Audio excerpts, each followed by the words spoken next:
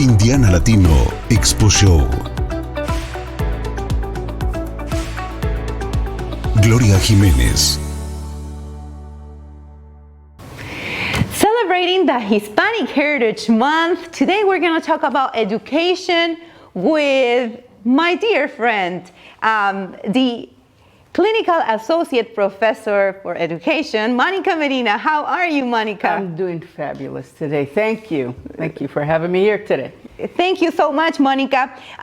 So we know that you are a professor at IUPUI and you are always mentoring kids and you're always doing something with the community in a summer camp, and we know that side. But let's get to know Monica when she was little. Oh my gosh. Tell us, when you were little, you were a very smart student, a A+ student, or you were like a... I don't know that my teachers would say that, but I think I was a curious student, right? I was someone who always wanted to know more about different things. I was probably someone who really wasn't that involved early on in a lot of different activities. Probably not until about high school that I, managed to get more engaged in kind of, what would you say, leadership initiatives. But I was always someone thinking, something that I always do is question and why. And yeah, and I still do that, right? I still want to know the why. Yeah. You were saying that you were pushed to do a little bit of leadership, or maybe you were like called to be. Were you forced, or it's something that you really wanted to be in that position? Leadership is not something that people put you in that position, right? It's something that you engage in, right? And I always see myself as what we would call a servant leader, in that I'm trying to be in the background, but very supportive of initiatives. I'll provide my ideas. I'll provide, some perspective that I have about a direction that we might go. But I really don't believe that leadership means imposing your thoughts. Leadership means that you have to be able to play in the sandbox, as they say, with everyone. Exactly. And knowing everyone means that you have to communicate with everyone and respect everyone for who they are and where they're at. So. Yeah, because at the end, leadership is working with different personalities. Exactly. With people. When you were little, Monica, and you decided, or not young, or you were going to high school and you decided, I want to go to school for this. When was your aha moment that you decided, I want to be in the area of education? I have to say that because of, let me go back to say that after school activities for me were probably more important in helping me decide to go to college.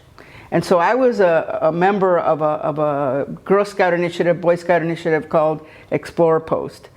And the Explorers were, young adolescents that came together. We did lots of fundraising, we did lots of field trips, we did lots of learning. And I would say that a significant number of those students that were in that group went to college.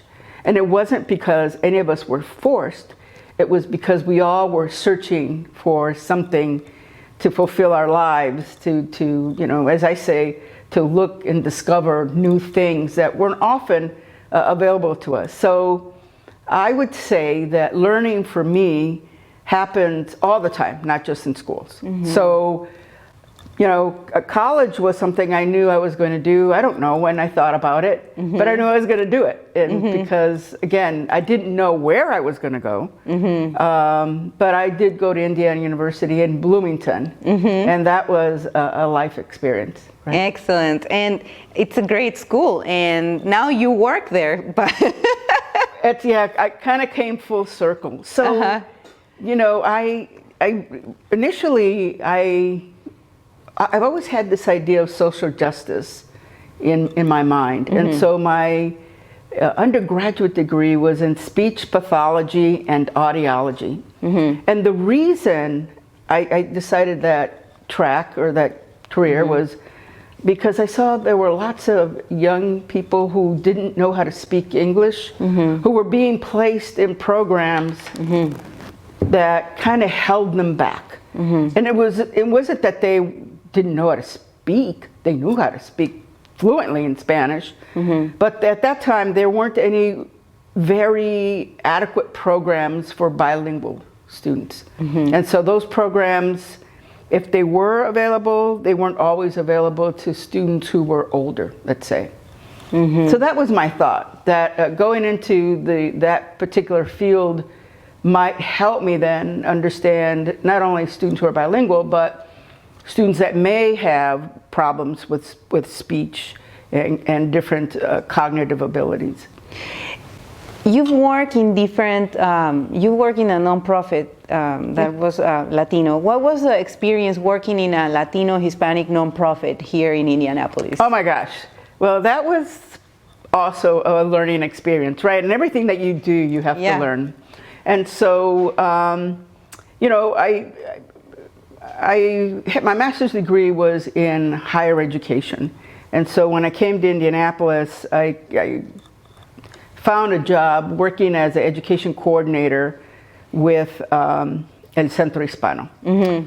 And, you know, I thought I knew Spanish, but I didn't understand Spanish from, you know, 5 or 6 different countries of the world, right? So I always say, you know, like when I would hear sometimes jokes, everybody would laugh.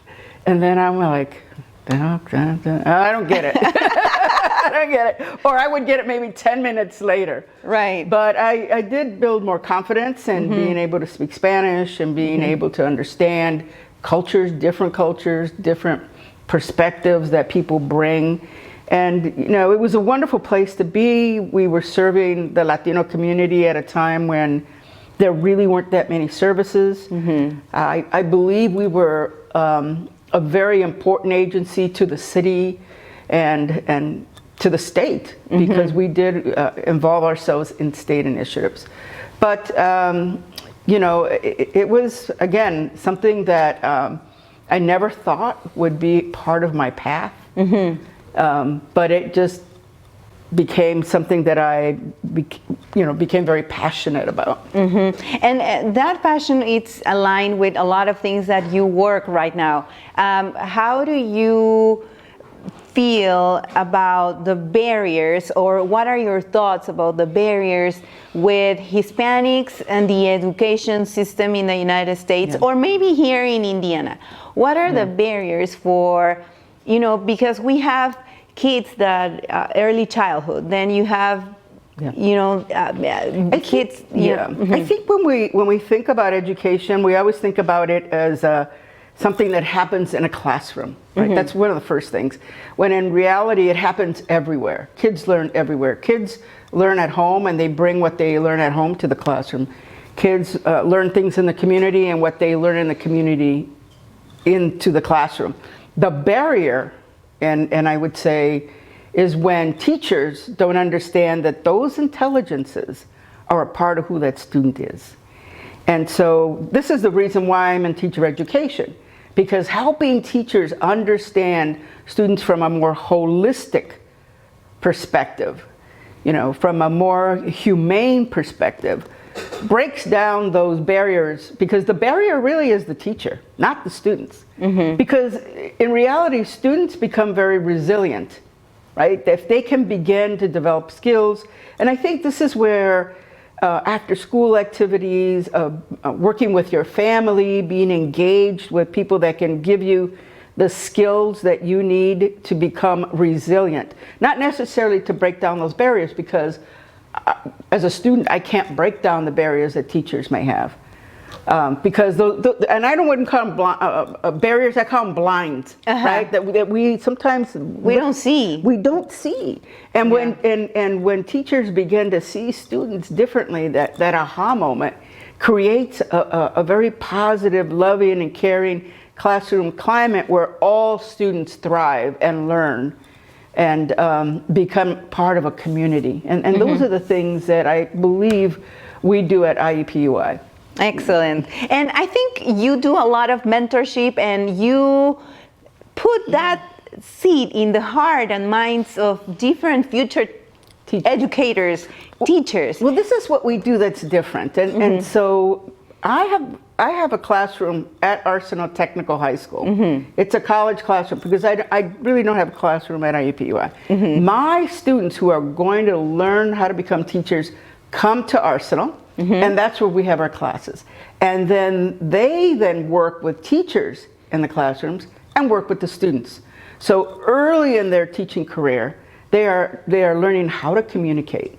They're learning how to see students from a more positive perspective instead of a deficit. When I become friends with you, then I begin to say, you know what, you're not like everybody else. And so as a teacher, then how can I begin to develop those relationships with all of my students? Even those that don't want to be my, I don't want to say my friend because I don't know that we have to become friends, but at least, someone who wants to be a part of that class. And magical things happen.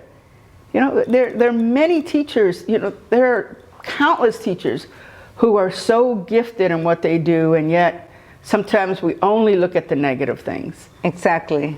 And one of the important things that we are doing is to celebrate the contributions of Latinos, Hispanics during the Hispanic Heritage Month. How do you feel about your Latinidad? What would you say to those kids that are, or even professionals, that they are ashamed of speaking Spanish, or maybe they just prefer being? It is a gift, not right? Embracing it. It is a gift that you have within because it allows you to live in many different spaces, right?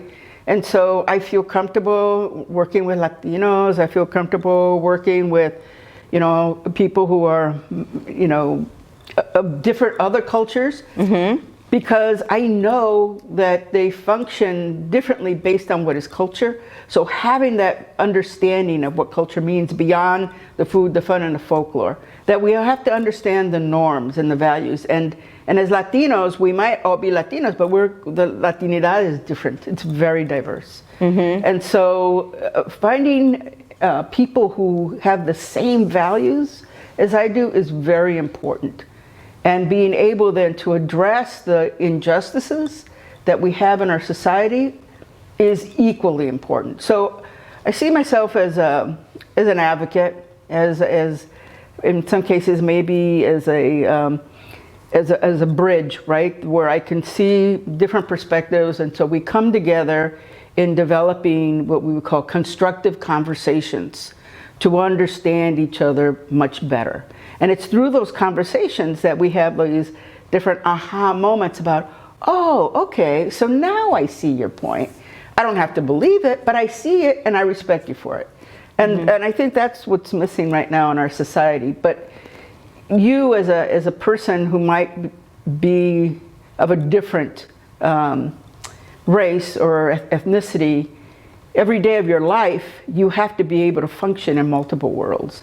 And embracing that and rejoicing that, I think, is what's important in our society. Yeah, one of your roles, I think, is to educate people about not only that you're Latina, Hispanic, but also that there are other cultures, and to accept and be empathetic, right? To just respect each other, and that's part of the to be courageous, to be curious, to be communicative, right? To not be afraid that to try something, even if it is an opportunity to go to a different church, a place of worship, to try different food, to go to a party where and I think that's the beauty of of going to school at a university where you find lots of diversity and you learn about each other that way. And perhaps that's what I miss about working at El Centro Hispano, because we had a little bit of everything: Cubanos, Puerto Ricanos, Venezolanos, Chilenos, Tex-Mex, Mexicanos, all of the above. And that's what made it so rich and so valuable, I think, to the city. Yeah, we bring so much fun to the city. Claro que sí. Do you have any quote, statement that impact you in your life, that every time you're going through something difficult or something good, you remember that quote, that statement, or something that someone told you that is in your head? Well, I think there probably the first one is be kind. Mm-hmm. You know, and always look for the other perspective, because you're going to be surprised at what you're going to learn. Because when you and every time there's conflict, you have to be able to say, okay, why is there conflict? It's because I'm not willing to budge, or I'm not willing to listen or to learn. And so, and I was in a situation not long ago where I really believed that, you know, this person was very, very wrong, and they thought I was very wrong. And I'm like, me? How can I be wrong? But then, you know, after talking, learning more about why they see things the way they are, then I'm like, well, you have a very good point. And when I said that, I think we began to understand each other, and we began to communicate. But the courageous part of it is saying, I'm wrong, or I may be wrong, and I may not always be right, but what can I do different? And so that's what we need to begin to do. We need to begin to create places in our community where we can do more socialization, more talking, more dancing and having fun, and seeing each other as valuable human beings in a society where you know, it's not always looked at as being very positive. Yeah, we are open to be vulnerable. That's something that I've learned in the last 2 years, or especially in these last 6 months. But thank you so much, Monica, to be part of the Indiana Latino Expo. You're one of our greatest board members at ILE. Thank you so much for all the mentorship you've done to a lot of people here in the state of Indiana, for supporting us. And you know, accepting to be part of this new virtual series to learn about, you know, we always talk about things in education, how to admissions and the 21st century, and I just wanted people to know about you, to learn about who are the key people here in this state that are making an impact and a difference. So thank you so much, Monica, for that. Thank you for your work as well. Yeah. So thank you everyone for watching us. Let's keep celebrating the Hispanic Heritage Month with Indiana Latino Expo. Indiana Latino Expo Show.